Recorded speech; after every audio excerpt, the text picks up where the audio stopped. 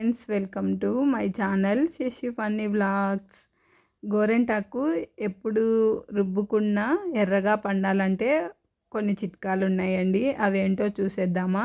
3 ఒక్కపెళ్ళు అయితే తీసేసుకోవాలండి. చింతపండు అట్లే నీళ్ళల్లో నానబెట్టుకొని నేనైతే పక్కకు తీసుకున్నానండి.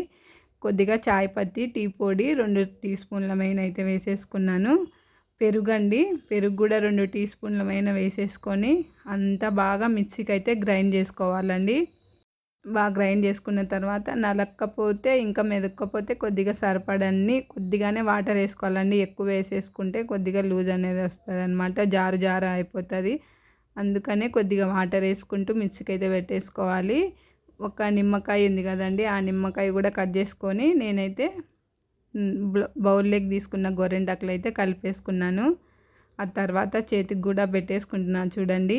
మనము చేతికి పెట్టుకున్నాక ఒక 2 అవర్స్ 3 అవర్స్ అన్నా ఉంచుకోవాలండి. అప్పుడైతేనే బాగా పండుతుంది అన్నమాట. నేనైతే కొద్దిగా పెట్టేసుకున్నాను, మా పిల్లలకు కూడా అయితే పెట్టేసినాను. మీకు ఈ చిట్కా నచ్చినట్టయితే మీరు కూడా ఒక్కసారి అయితే ట్రై చేయండి, చాలా ఎర్రగా పండుతుంది. అట్లా పెట్టేసుకొని ఒక 3 అవర్స్ అయితే ఉంచుకున్నా. చూడండి, కడిగేసుకుంటున్నా. ఎంత బాగా పండిందో. మీకు నచ్చినట్టయితే లైక్ చేయండి, సబ్స్క్రైబ్ చేయండి.